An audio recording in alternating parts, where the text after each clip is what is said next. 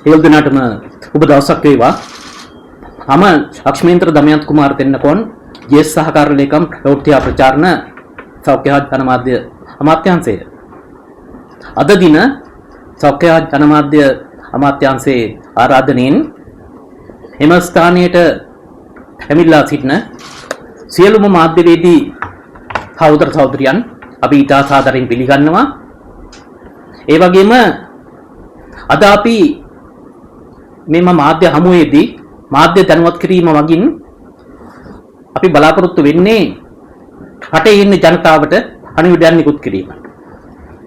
අද අපි මේ මාධ්‍ය සාකච්ඡාවේදී සාකච්ඡා කරන්නේ කොළඹ දිස්ත්‍රික්කයේ සහ අම්පහ දිස්ත්‍රික්කයේ ආරම්භ කර ඇති මානව ප්‍රතිශක්ති ඌනතා වෛරසය, අපි සාමාන්‍ය විදිහට කියොත් HIV වෛරසය සහ හෙපටයිටිස් B ඇතුළු ලිංගිකව සම්ප්‍රේෂණය වන රෝග හඳුනා ගැනීම සඳහා වන උදුර පරීක්ෂාව පිළිබඳව මාධ්‍ය දැනුවත් කිරීමට, ඒ වගේම මේ සඳහා අලුතෙන් ගන්නා ලද තාක්ෂණ එවලම්, ඒ වගේම අලුත් මේ විද්‍යාත්මක ක්‍රම පිළිබඳව ජනතාවට දැනුවත් කිරීම සඳහා මාධ්‍ය දැනුවත් කිරීමට.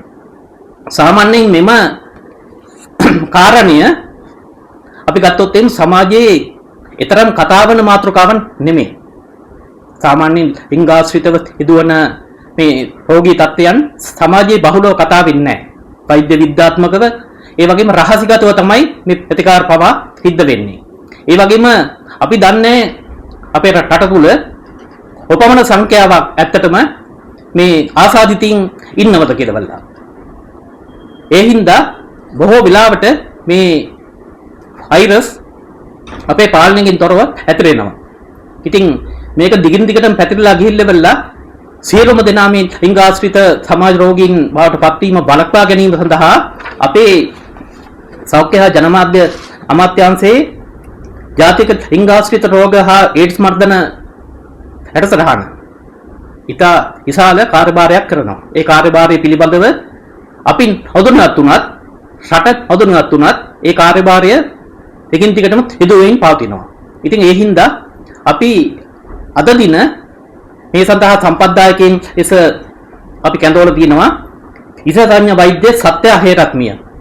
එතුමිය ජාතික වැඩසටහන් විශේෂඥ ජාතික ලිංගාශ්‍රිත රෝග හා ඒඩ්ස් මර්ධන වැඩසටහනේ. ඒ වගේම අධික ප්‍රනාන්දු පුල්ලේමිය නියෝජ්‍ය අධ්‍යක්ෂ ශ්‍රී ලංකා පෞල් සංවිධාන සංගමය. එහෙමනම් ඒ සියලු දෙනාමත් ඉතා සාදරයෙන් පිළිගනිමින් අපි මෙතන සිට මේ ප්‍රවෘත්ති සාකච්ඡාව පවත්වාගෙන යාම සඳහා මම ගෞරවයෙන් ආරාධනා කරනවා විශේෂඥ වෛද්‍ය සත්තා හේරත්මියට. ස්තුතියි. බලාපොරොත්තු වෙනවා ජාතික ඒඩ්ස් මර්ධන වැඩසටහනේ වැඩපිළිවෙල යටතේ යන විශේෂයෙන්ම අපි ප්‍රෝග්‍රම්ස් කීපයක්ම කරනවා.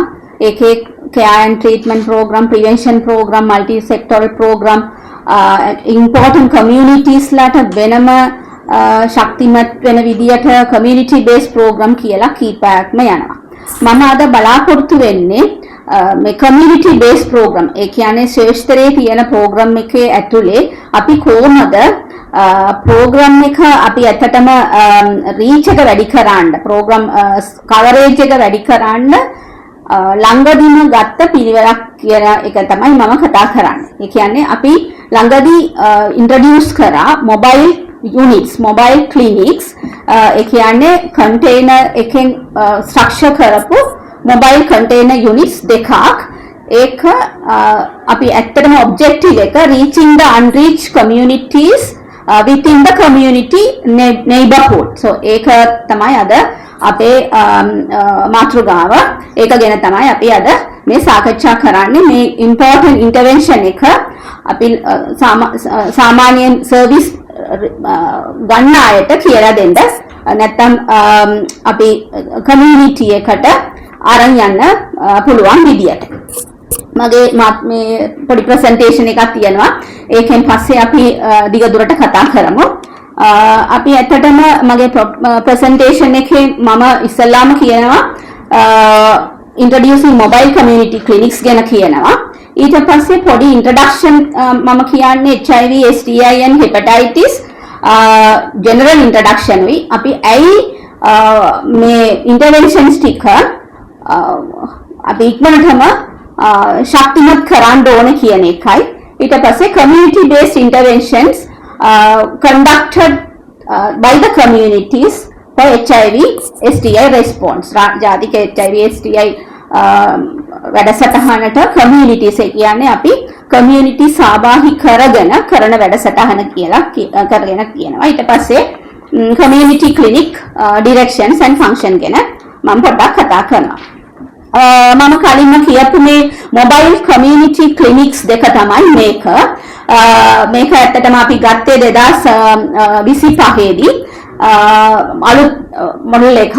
ඒ කියන්නේ මේ කමියුනිටි ක්ලිනික් අපි ළඟ ජාතික AIDS මර්ධන වැඩසටහනේ දෙකක් තියෙනවා. මේක ඇත්තටම ගත්තේ කොළඹ දිස්ත්‍රික්කුයි ගම්පහ දිස්ත්‍රික්කුයි කවරේජ් එක වැඩි කරලා කමියුනිටි සර්විසස් වැඩියෙන්ම ප්‍රොමෝට් කරන්න පුළුවන් විදියට.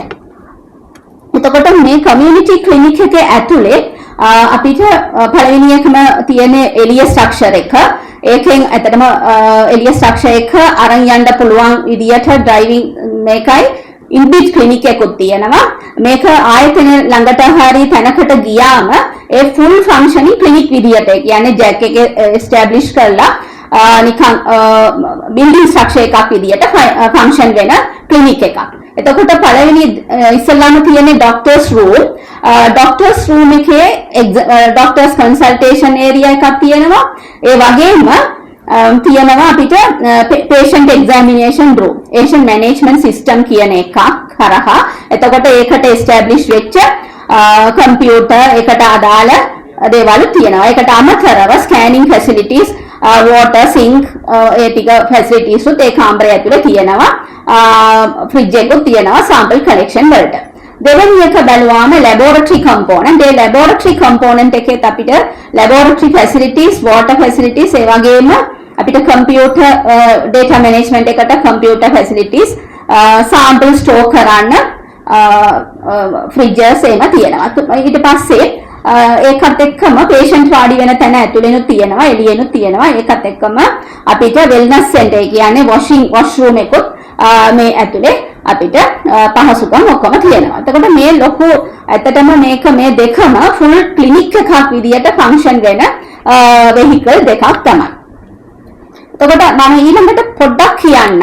ඔයගොල්ලන් හැමෝම දන්නවා මේක ඇයි මෙතන HIV වලටයි STI වලටයි නැත්නම් blood borne virus නැත්නම් hepatitis control එකට මේක ඇයි කියන එක.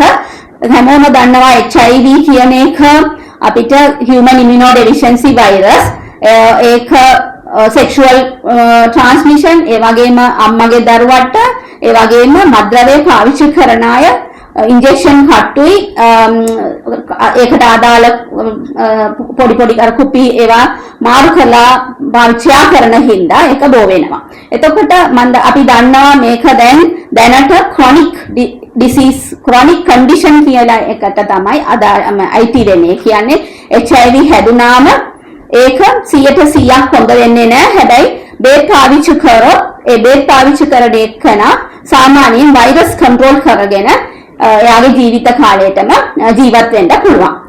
එතකොට ජීවත් වෙන්න වෙනවා. උදාහරණයක් කිව්වම අවුරුදු 25න් හැදිච්ච කෙනෙක් තව අවුරුදු 50ක් ජීවත් වෙන්න ඕන නම් ඒ කාලයක් ඇතුළතදී බේත් පාවිච්චි කරන ඒවා ඒක ක්ලිනික් යන එක නිවාඩු දාන එක ඒ වගේ ගොඩක් දේවල් තියෙනවා. එතකොට අපි ඒ chronic condition මකිවට ඒක ඇත්තටම prevent කරන එක ඉතාම වැදගත්. ඒ වගේම අපි වගකීමකින් ඒක අඩු කරන්නත් ඕනේ. හැදිච්ච ඒ කියන්නේ වෛරස් උත් එක්ක ජීවත් වෙන අයත් වගකීමකින් අනිත් අයට ඒක බෝ නොවන විදියක් ඇත්තටම බලා ගන්න ඕනේ. කියන්නේ හැම බේතම පාවිච්චි කරන්න ඕනේ, වෛරස් අඩු කරන්න ඕනේ, අනාර්ථ විදියට ලිංගික සම්බන්ධකමක් හරි නැත්තම් ලිංගික සම්බන්ධකම සමහර වෙලාවට අපි කියනවා අඩු වෛරස් එකෙන් අනිත් එක්කනට යන්නේ නැහැ කියලා. නමුත් මත්ද්‍රව්‍ය පාවිච්චි කරනකොට කටු එම මාරු කරන එක අවම කරන්න ඕන. එතකොට දැන් අපේ ඒ ඉන්ට්‍රොඩක්ෂන් උත් එක්ක අපි ළඟදී බැලුවාම දැන් මේ recent epidemic එක බැලුවාම සමහර රටවල් වල ඒෂියා පැසිෆික් region එකේ මේ UNAIDS තත්ත්වය අනුව සමහර රටවල් වල HIV අඩු වෙනවා, සමහර රටවල් වල HIV වැඩි වෙනවා. අපි ශ්‍රී ලංකා ටිකක් HIV low prevalence තිබුණාට ඒ කියන්නේ අපි තාමත් අඩු ප්‍රවණතාවය අඩුයි.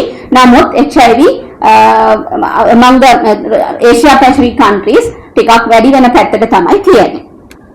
එතකොට අපේ මේ සාමාන්‍ය රිපෝට් අපිට කන අවුරුද්දෙම එකතු වෙන කේසස් බැලුවාම අපි සාමාන්‍යයෙන් එකතු වෙන කේසස් එකේ ටිකක් වැඩියෙන් එකතු වෙයිගෙන එන්නේ. ඒත් ඉතින් recent epidemic එක කියන්නේ 2023 24 25 ගත්තාම ටිකක් වැඩියෙන් එකතු වෙනවා. එතකොට ඒ කේසස් තමයි අපි වැඩියෙන් HIV රිපෝට් කරන එකට අර UNAIDS හරහා ගණන් කරන estimate එකට ඇවිල්ලා තියෙන්නේ. ඒත් බැලුවාම පීනි ආය අතර ගෑනු ආය අතරට වඩා ටිකක් වැඩියෙන් පේනවා. එතකොට ඒක බැලුවොත් අපි දැන් ගෑනු පිරිමි සම්බන්ධකමකින් එනවා නම් දෙකම more or less equal වෙන්න ඕනේ. ඒ වුණාට මේක ගොඩක් වැඩි පිරිමි ආය අතර අනිත් එක ගෑනු ආයට වඩා බලනකොට සමහර වෙලාවට අනාරක්ෂිත ලිංගික සම්බන්ධකමක් එක කොටසකට වැඩි වෙන්නත් එමත් අපිට හිතන්න පුළුවන්. මේක මේ සාමාන්‍යයෙන් අපි estimate කරපු ගාන අපි report කරන ඒ කියන්නේ prevention program අනිත් programs හරහා එකතු වෙන ගාන වැඩි වෙන්න අපිට ඒකෙන් අපි estimate කරන ගාන වැඩි වෙනවා කියන එක තමයි අපේ අදහස. ඒ කියන්නේ අපි ගණන් කරලා බැලුවාම estimated එක ගිය අවුරුද්දට වඩා මේ අවුරුද්ද වැඩි. ඒත් ඉතින් ගිය අවුරුද්දට වඩා මේ අවුරුද්ද එතකොට අපිට මේ පින්තූර අණුව ටිකක් වැඩියෙන් වැඩ කරන්න ඕනේ කියන එක පේනවා. ඒකෙත් අපි ඇත්තටම දැන් මේ වගේ multiple approaches ඒ කියන්නේ community based approach, mobile container clinic approach ඒවා ඔක්කොම justify වෙනවා මේ estimation අනුව බැලුවාම. ඒකත් එක්කම අපි සාමාන්‍යයෙන් අපි දන්නවා කොළඹ ගම්පහ කිව්වාම පොඩක් වැඩි පිරිසක් ඉන්න රටක්, ගොඩක් මොබයිල් පොපියුලේෂන් ඉන්නවා, වෙන තැන්වල ඉඳලා එනවා ඒ වගේ. එතකොට සාමාන්‍යයෙන් ගොඩක් අනිත් ප්‍රදේශ වලට වඩා ටිකක් වැඩියෙන් රිපෝට් කරන ප්‍රදේශ හින්දා මේ prevention approaches වැඩියෙන්ම scale up කරන්න ඕන. එතකොට දැන් අපි මේ prevention approaches scale up කරන්න මේගොල්ලන් සාමාන්‍යයෙන් මේ ලිංගික සම්බන්ධකමක් වෙන අය, මත්ද්‍රව්‍ය පාවිච්චි කරන අය, even අම්මා pregnant වෙන අම්මලා අඩු වයස අය. එතකොට අඩු වයස අය අනිත් එක sexually active ඒ වගේම ඒගොල්ලන්ට ගොඩක් වැඩ තියෙන අය ක්ලිනික්ස් වලට යන්න කැමති නෑ, යන්න වෙලාවක් නෑ, ගියාත් ඉක්මනටම වැඩේ කරගෙන යන්න ඕනේ. එතකොට මේගොල්ලන් අපි ඇත්තටම කියන්නේ unreachable population කියලා. unreachable ඒ කියන්නේ difficult to reach. එතකොට අපිට difficult to reach ආයට සාමාන්‍යයෙන් අපිට මේ ඒගොල්ලන්ව reach කරන්න සෞඛ්‍ය ශාස්ත්‍රයට වඩා ඒගොල්ලන්ගේ community එකට පුළුවන්. එතකොට අපි community based intervention නැත්තම් ඒගොල්ලන්ගේ community ආයම හය contract කරලා ඒ intervention එක පවත්වන්න පටන් ගත්තා 2011 ඉඳලා. අපි ඒක ඒගොල්ලන්ගේ community හය කරන්න NGO CBOs එක්ක අපි වැඩ කරන්න පටන් ගත්තා 2011 ඉඳලා. ඒ කියන්නේ structured program ඊටත් කලින් තිබුණා. හැබැයි 2011 ඉඳලා well structured program එක පටන් ගත්තා. එතකොට ඒ program යටතේ මොනවාද වෙන්නේ කියලා මම ෂෙයා කරන්න ડોક્ટર මිසස් නදීකා පෙනන්ඩපුලේට මම නදීකා ප්‍රනාන්දුපුලේ ශ්‍රී ලංකා පෞල් සංවිධාන සංගමේ නියෝජ්‍ය අධ්‍යක්ෂිකා HIV සඳහා වැඩ කටයුතු කරනවා. මම දැන් කතා කරන්න යන්නේ 2011 ඉඳන් ශ්‍රී ලංකා පෞල් සංවිධාන සංගමේ සහ ඒ වගේම NGOs සහ CBOs 22ක් විතර රාජ්‍යයත් සමග සෞඛ්‍ය අමාත්‍යාංශයත් එක්ක මේ 2011 ඉඳන් මේ ජාතික වැඩසටහනට සම්බන්ධ වෙලා කටයුතු කරනවා. මේ අපි මේ රජයේ ගෙන යන වැඩ පිළිවෙලට සහයෝගී දෙමින් විවිධ දිස්ත්‍රික්කවල විවිධ ක්‍රම හරහා මේ විවිධ කණ්ඩායම් වෙත යොමු වෙනවා. මේ පේනවා වගේ විවිධ ආයතන ඒ දිස්ත්‍රික්ක වලින් රජයත් එක්ක සම්බන්ධ වෙලා කටයුතු කරනවා. අපි පාවිච්චි කරන ක්‍රමවේදය තමයි කමියුනිටි සර්විස් ප්‍රොවයිඩර්. එහෙම නැත්නම් කමියුනිටි එකේ අයම මේ ක්‍රමවේදය හරහා දායක කරගෙන ඔවුන් පුහුණු කරලා ඔවුන්ට අවශ්‍ය දැනුම සහ අවශ්‍ය දේවල් ලබා දීලා ඔවුන් හරහා මේ පණිවිඩය විවිධ දිස්ත්‍රික්කවල ඉන්න අයට අරගෙන යනවා. ඉතින් මේ කණ්ඩායම් වෙත ළඟා වෙන්න මොවුන්ට හැකියාව තියෙනවා. රජයේ අධීක්ෂණය යටතේ තමයි මේ හැම කටයුත්තම සිදු වෙන්නේ. මේ කණ්ඩායම් ඔවුන් වෙත ගිහිල්ලා ඔවුන්ට HIV ටෙස්ට් එක කරගන්න අවස්ථාව ලබා දෙනවා. එතකොට මොවුන් රැගෙන සායන වෙත යොමු කරනවා. මොවුන්ට අවශ්‍ය දැනුම ලබා දෙනවා. peer education එහෙම නැත්නම් සහචර අධ්‍යාපනය කියන concept එක තමයි පාවිච්චි කරන්නේ. මේක ඉතා සාර්ථක ක්‍රමවේදයක්. 2011 ඉඳන්ම රජය මේ ක්‍රමවේදය අනුගමනය කරනවා. මේ හරහා බොහෝ කණ්ඩායම් ළඟා කර ගැනීමට හැකියාව ලබා තිබෙනවා. මේ රජය මගින් පවත්වන විවිධ ක්‍රමවේද, ඒ කියන්නේ HIV සේවාවන් ප්‍රජා වෙත ළඟා කිරීම සඳහා නොයෙකුත් විදිහේ විවිධ ක්‍රම යොදාගෙන තියෙනවා.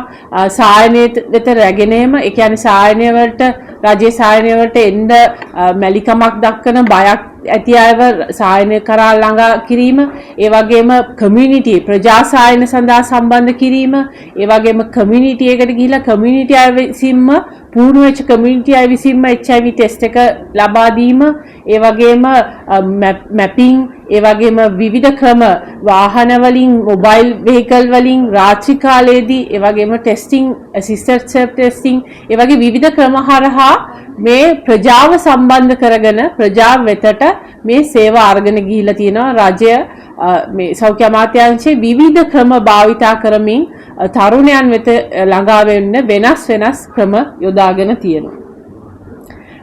මේ ක්‍රමවේදය නිසා 2012ට එක්ක සාපේක්ෂව ගත්තාම ලොකු වෙනස්කම් වගේක් සිදු වෙලා තියෙනවා. ඒ කාලේ දත් එක්ක බැලුවාම සායනයට වෙත ආපු කණ්ඩායම් ඉතා ලෙස ඉහළ ගිහිල්ලා තියෙනවා. HIV මේ ක්‍රමය නිසා ළඟා විය නොහැකි කණ්ඩායම් ළඟාවීමට අවස්ථාව ලැබිලා තියෙනවා. එතකොට HIV ගැන දැනුම දෙන්න පුළුවන් වෙලා තියෙනවා මේ කණ්ඩායම් වලට. ඒ වගේම HIV ටෙස්ටිං කිරීමේ ප්‍රමාණය ඉහළ ගිහිල්ලා තියෙනවා. ඒ වගේම HIV තත්ත්වය නොදන්න අයට කලින් දැන ගැනීමට හැකියාව ලබා දී තිබෙනවා. ඒ වගේම ප්‍රතිකාර ක්‍රම ගැන ඉක්මනට ප්‍රතිකාර වලට යොමු කිරීමටත් මේ වැඩපිළිවෙල පුරුදු වෙලා මේ උපකාරී වෙලා තියෙනවා.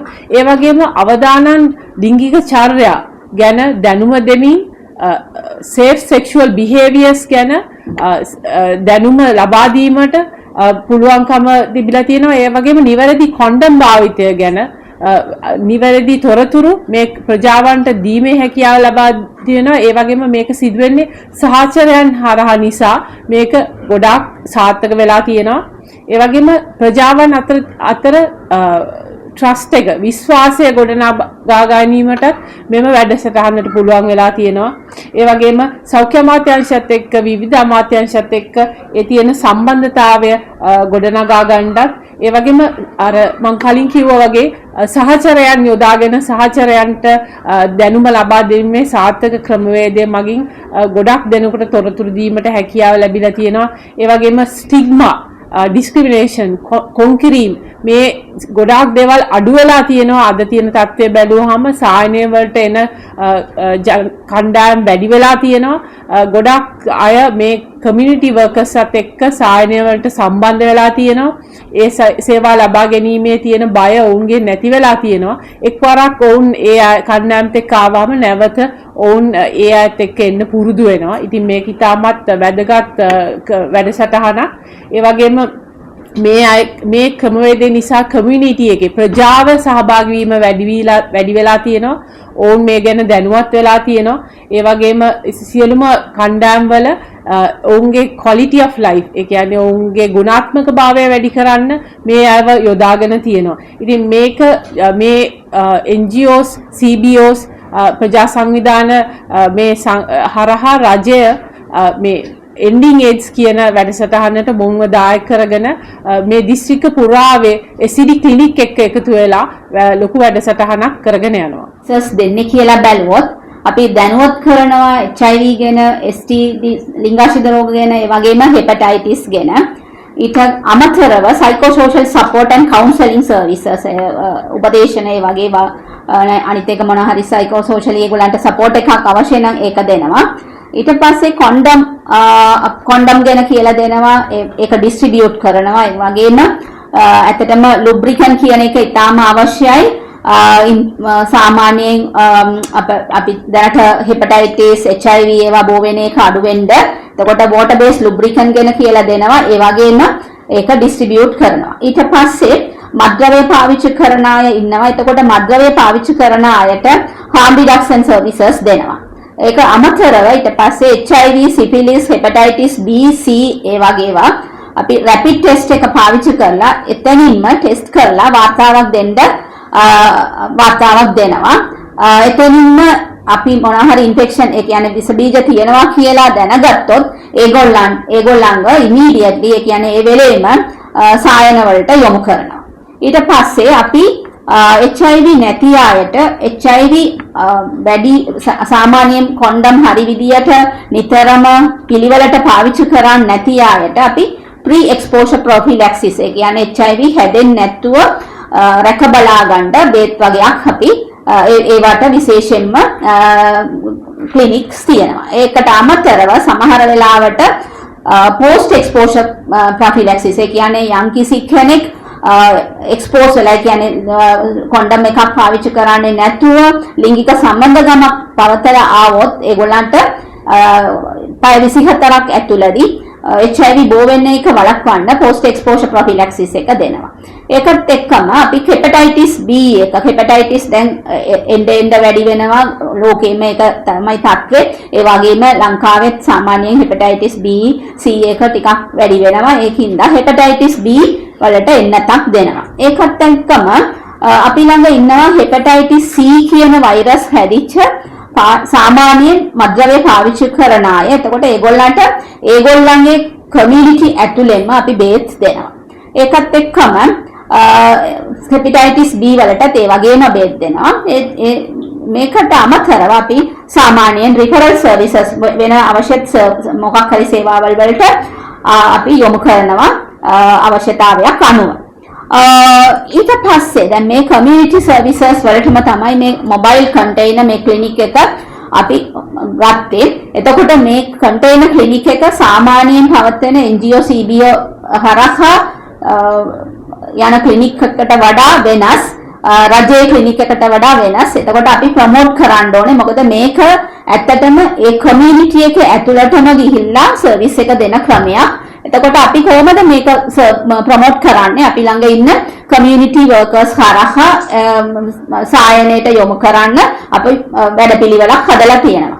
ඒකට අමතරව අපිට hotline number එකක් තියෙනවා 071 6යි 3යි 7යි 91යි 92. මේ දෙක මේ මොබයිල් නම්බර් හරහා ඒගොල්ලන් වැඩි විස්තර අරගෙන ඒ ක්ලිනික් එකට යොමු වෙන්න පුළුවන්. දැන් සමහර තැන්වල අපි established clinics තියෙනවා. නමුත් මේක සමහර වෙලාවට ඒක වෙනස් වෙන්නත් පුළුවන්, expand වෙන්නත් පුළුවන්. එතකොට මේ clinics මේ නම්බර එකට කතා කරොත් වැඩි විස්තර දැනගන්න පුළුවන්.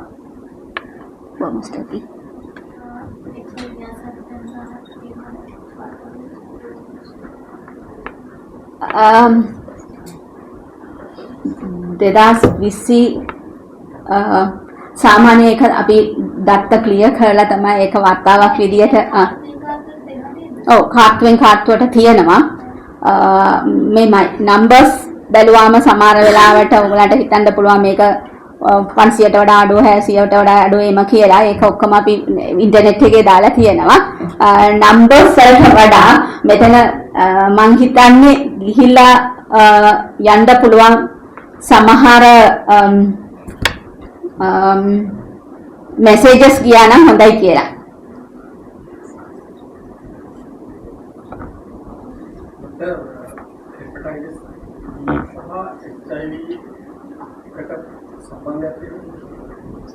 hepatitis B එකටයි HIV එකටයි සම්බන්ධයක් තියෙනවා. මොකද hepatitis B sexually transmitted ඒ කියන්නේ ලිංගික සම්බන්ධකමක් හරහා බෝ වෙන්න පුළුවන්. ලේ කලවම් වෙනකොට. එතකොට සාමාන්‍යයෙන් සමහර වෙලාවට ගුද මාර්ග හරහා HIV හැදෙන්න පුළුවන්. ඒ අවස්ථාවලදී හෙපටයිටිස් B තිබුණොත් ඒකත් බෝ වෙන්න පුළුවන්.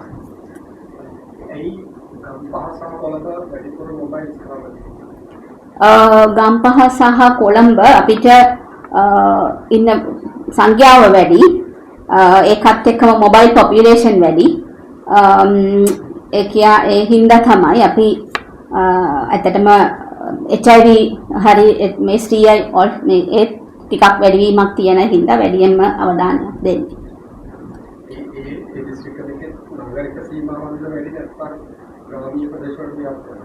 ගොඩාක් වෙලාවට නාහරික සීමාවක්. නෙට්වර්ක් එක හැදෙන්නේ සාමාන්‍යයෙන් ටවුන් ඒරියා.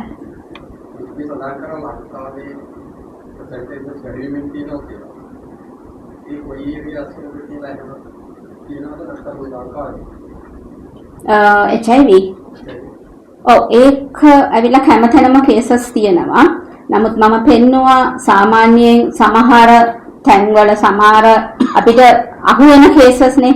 කොළඹ, ගම්පහ, ගාල්ල, මාතර ඒ වගේ හම්බන්තොට ඒ වගේ තැන්වල ගොඩක් අපි ඩයග්නෝස් කරනවා.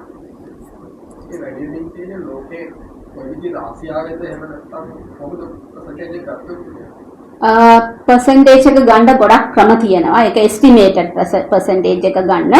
ඒ කියන්නේ අපි report කරන අපිට සාමාන්‍යයෙන් අපි ටෙස්ට් කරන එක අපි වැඩ කරන එක අනුව අපේ data එකේ එන සංඛ්‍යාව අනුව තමයි estimate එක හැදෙන්නේ. ඒකට formulas දාලා එම හැදෙනවා. දැන් පසුගිය දවස්වල ගොඩක් ඔය සම්භාවනා ආයතන වල කට්ටිය අල්ලගෙන උසාවි වලට ඉදිරිපත් කරනවා. එතකොට ඒගොල්ලන්ගේ තියෙනවද වැඩපිළිවෙලක් සමාජ රෝග හැදිලාද ආපහු නැත්නම් රුපියල් 150 වලින් පොඩි දඩයක් නේ ගහන්නේ. ආපහු නැවත ඒ කාර්යයටම යනවා. එතකොට ඒ ගැන මේ උතුකලගේ ආයතනයේ විශේෂ පරීක්ෂණයක් කරනවා. පොලිසිය මාර්ගයෙන් ඒගොල්ලන්ව දෙලල්ලා HIV ටෙස්ට් එකක් කරලා සමාජ රෝග තියෙනවා නම් ඒ වගේ සෝදානයක් කරනවා. ඔව්. ඒක දිගට කරගෙන යන එකක්. ඒක හැම ක්ලිනික් එකේම වැඩසටහනක් තියෙනවා. සාමාන්‍යයෙන් මේක අපේ වැඩසටහන මේ ගෲප්ස් වලට ඒ කියන්නේ HIV වැඩියෙන්ම හැදේ කියලා සමහර ගෲප්ස් අපි බලාපොරොත්තු වෙන ගෲප්ස් වලට විශේෂ වැඩසටහනක් තියෙනවා. ඒකෙන් එකක් තමයි අපි සෙක්ස් වර්කර් ප්‍රෝග්‍රෑම් එක වෙනම යන එකක්. ඒකේ අපිට ක්ලිනික් හරහා යන වැඩපිළිවෙලකුත් තියෙනවා. ඒ වගේම කමියුනිටි හරහා යන වැඩපිළිවෙලකුත් තියෙනවා. ක්ලිනික් හරහා යන වැඩපිළිවෙල කවුරු හරි ක්ලිනික් එකට ඩිරෙක්ට් එන්න පුළුවන්. ක්ලිනික් හරහාත් අපි වැඩපිළිවෙලක් යනවා ස්පාස් වලට වෙන අවුට්රීච් එමෙම ගිහිල්ලා ටෙස්ට් කරනවා.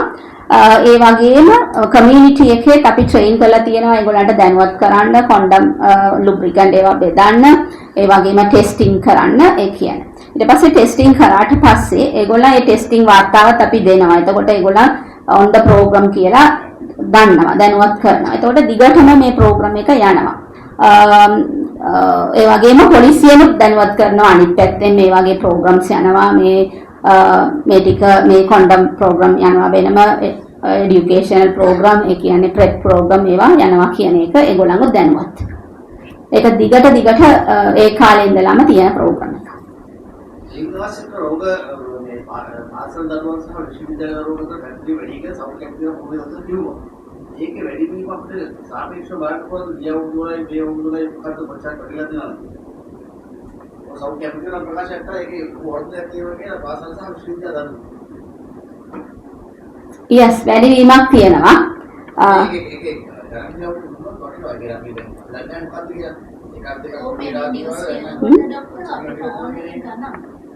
ඕන වෙනවා. දැන් 2001 කාලයක් නිවුස් එකේ අපිට කාර්තුන් ලියන්න දුන්නා ඔය වැඩසටහනේදී. දැන් මේ අවුරුද්ද නැති එක ඇයි කියන්නේ?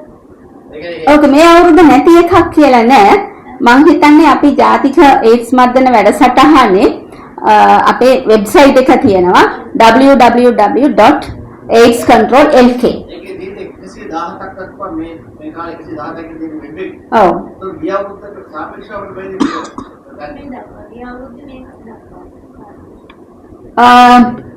right වැඩිවීමක් තියෙනවා.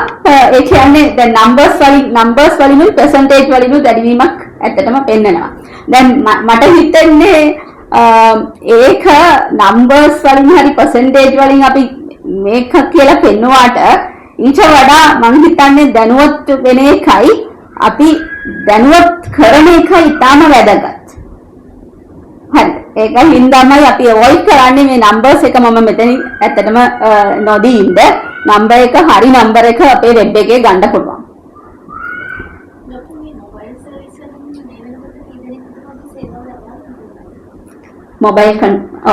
mobile clinic එක අපි between ඒ කියන්නේ 10-20 අතර වගේ අපි හැම සතියෙම දවස් දෙකක් විතර ඔපරේට් කරනවා. අපි ජනවාරි වල ඒක ඔපරේට් කරන්න පටන් ගත්තේ. හැම සතියෙම 10-20 අතර වගේ ක්ලයන්ට්ස්ලා අපිට යොමු වෙනවා.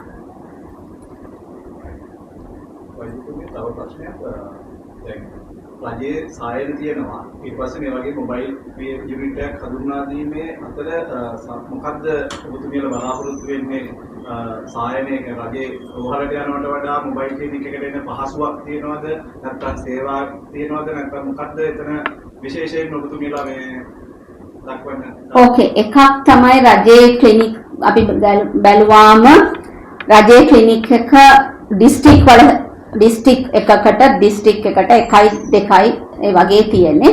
රජයේ ක්ලිනික් එකට සේවාවල් වලට ගොඩක් අය වෙන වෙන සේවාවල් වලට යනවා. ඒ කියන්නේ ස්පෙෂලි ට්‍රීට්මන්ට්. ඒ කියන්නේ එතන ඇත්තටම රජයේ ක්ලිනික් එකට යන්න ඕනේ හයි ටෙක්නොලොජි අවශ්‍ය දේවල් අවශ්‍ය අය. ඒ කියන්නේ HIV සර්විසස් ගන්න, STD ලිංගාශුද්ධ රෝග වලට බේඩ් ගන්න, ඒ වගේ සර්විසස් වලට. මේ කමියුනිටි ක්ලිනික් ඇවිල්ලා ඒ ටෙක්නොලොජි එකට වඩා පොඩ්ඩක් ඉක්මනට ගන්න පුළුවන් සර්විසස් এডুকেෂන් ඒ කියන්නේ දැනුවත් වීම ඉක්මනට ගන්න පුළුවන් ඒ වගේම මේ කමියුනිටි එකේම ඇතුළට යනවා ප්‍රජාව ඉන්න කමියුනිටි ප්‍රජාව ඉන්න තැනටම යනවා ඒ හින්දා ඒගොල්ලන්ට ලේසි ඒ කියන්නේ කැෂුවලි ඇවිල්ලා සර්විසස් ගන්න පුළුවන් අනිත් එක තමයි ඉක්මනට සර්විසස් ගන්න පුළුවන්. අපි ඒක අවශ්‍යතාවයක් තිබුණොත් ඉක්මනටම ලින්ක් කරන්න පුළුවන්. ඒ රෝහලකට යනවා වගේ රහස්‍යභාවය සම්බන්ධයෙන් ඒ කියන්නේ පුද්ගලයාගේ අනන්‍යතාවය තහවුරු වෙන කාරණා සම්බන්ධයෙන් මොකක්ද වගකීම? ඒවා ඔක්කොම ඇත්තටම මෙතන වගකීමකින් තමයි කරන්නේ. කමියුනිටිස් හරහා එන හින්දා අනිත් එක අපි රජයේ ඒ ක්ලිනික්ස් වල වගේම මෙතනත් confidentiality privacy ඔක්කොම රැක බලා ගන්නවා. වෛද්‍යතුමියනි මට ප්‍රශ්නයක් අහන්න කැමතියි. මේ මෑත කාලීනව ලैंगिक අධ්‍යාපනයේ සම්බන්ධව කතා බහක් ඇති වුණා තරුණ දරුවන්ට පාසල් දරුවන්ට ලබා දීම සම්බන්ධව. එතකොට මේ රටේ ජනතාවගේ සහ තරුණ ප්‍රජාවගේ ලිංගික නැමියාවන්, ලිංගික චර්යාවන් සහ ඔවුන්ගේ සෞඛ්‍ය තත්ත්වය සම්බන්ධව තියෙන தත්ත එක්ක ඔබතුමිය මොකද හිතන්නේ? ඔවුන්ට ප්‍රමාණවත් ලිංගික දැනුමක් ඇත්තටම තියෙනවද? ලිංගික අධ්‍යාපනයක් තියෙනවද? සහ මේ වැඩසටහන හරහා ඔවුන්ට ලිංගික අධ්‍යාපනයක් ලබා දීම කොහොමද සිද්ධ වෙන්නේ? ඔවුන්ගේ සෞඛ්‍ය පවත්වා ගන්න. ඒ කියන්නේ ඔවුන් ආවට පස්සේ ඔවුන්ගේ දැනුම් මට්ටම සහ ඔවුන් එළියට යද්දී කොහොමද ඔවුන්ට දැනුම් මට්ටම ලබා දීම සිද්ධ වෙන්නේ කියන කාරණේ ගැන අහුවොත් සහ කලින් වගේ ඔවුන්ගේ දැනුම් මට්ටම ගැන ඔබතුමිය මොකද හිතන්නේ? ඉදිරියට අධ්‍යාපන ක්‍රමවේදයක් සංවර්ධනයෙන් කොච්චර දුරට වටිනවද කියන කාරණේ ගැන ඔබතුමියගේ අදහස හොඳ දැනගන්න යනවා. ඕකේ ඒක ඇත්තටම පොඩ්ඩක් හොඳ ප්‍රශ්නයක්. නමුත් ටිකක් වැඩියෙන් මම හිතන්න ඕන ප්‍රශ්නයක්. මොකද මෙතන අපි ඇත්තටම මේ කමියුනිටි ක්ලිනික් හරහා යන සර්විසස් වැඩියෙන්ම පාසල් දරුවට නෙමෙයි යන්නේ. ඒ කියන්නේ ඒ වයසට එහා වෙච්ච. ඒ කියන්නේ අවුරුදු 18න් එහා. දැන් කමියුනිටි ලෙඩ් ප්‍රෝග්‍රෑම් එක ගොඩාක්ම වෙන්නේ අවුරුදු 18න් එහා. නමුත් අවුරුදු 18න් එහා අනිත් එක්ක තමයි මෙතනදී වෙන්නේ ගොඩක් වෙලාවට අපිට මේක population එකද කියන්නේ මේ community හරහා යන population එකත් වෙනස් general population නෙමෙයි සාමාන්‍යයෙන් general population නෙමෙයි අපි වැඩියෙන්ම මොකද HIV STI bloodborne virus නැත්නම් hepatitis වැඩියෙන්ම හැදෙයි කියලා බලාපොරොත්තු වෙන communities වලට තමයි අපි මේක සේවාවල් දෙන්නේ. නමුත් අධ්‍යාපන මට්ටම බැලුවාම සමහර වෙලාවට ගොඩක් වෙලාවට දැන් මේ ඉන්ටර්වෙන්ෂන් එක මේ ප්‍රෝග්‍රෑම් එක ගොඩක් අපි කරපු හින්දා 2011 ඉඳලා ගොඩක් අයට අධ්‍යාපන මට්ටමේ දැනුම තියෙනවා. දැනුම තිබුණාට ඒගොල්ලන් සර්විසස් වලට ඒ කියන්නේ සර්විසස් තියනවා කියන දැනුමක් තියෙනවා, HIV ගැන දැනුමක් තියෙනවා, STI ගැන දැනුමක් තියෙනවා. අපිට වර්ධනය කරන්න ඕනේ ස්කිල් එක. ස්කිල් තමයි නැත්තේ. ඒ කියන්නේ දැනුම තිබුණාට මදි. HIV මේ විදියට බෝ වෙනවා කියලා දැනුම තිබුණාට කොන්ඩම් එකක් පාවිච්චි කරන්න සමහර වෙලාවට පහසු නැති වෙන්නත් පුළුවන්. හැබැයි ඒ ස්කිල් එකක් නැහැ. කටු වලින් HIV බෝ වෙනවා කියලා දන්නවා. නමුත් ඒ කටු ෂෙයා කරන එක, උපමාරු කරන එක ඒගොල්ලන්ගේ අතර තියෙනවා. ඒ වගේ දේවල් ඇත්තටම තියෙනවා. එතකොට අපි ඒ පැත්තෙනුත් වැඩිවෙන් ફોકસ කරන්න ඕනේ.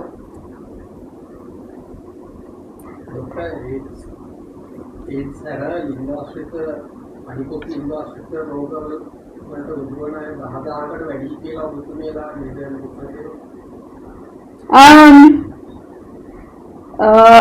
ඒකත් ඇත්තටම මම කියන්නේ මේ දත්ත ඇත්තටම දත්ත කියලා බැලුවාම දත්ත data එක දවසින් දවසට වෙනස් වෙන එක.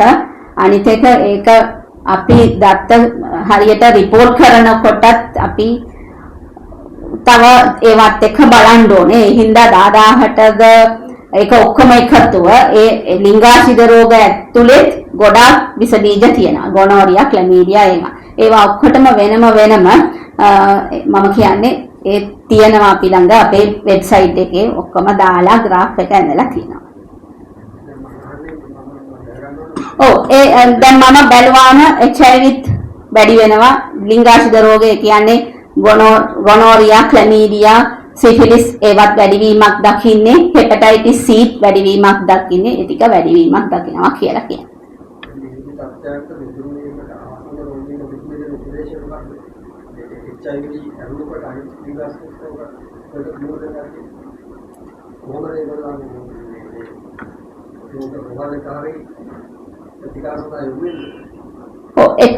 අපි සාමාන්‍ය එකම තැනකින් STD HIV ක්ලිනික් එක කියන්නේ ලිංගාශිද රෝග සායනවල පොඩක් පැහැදිලි කරන්න පුළුවන්ද අපෝ?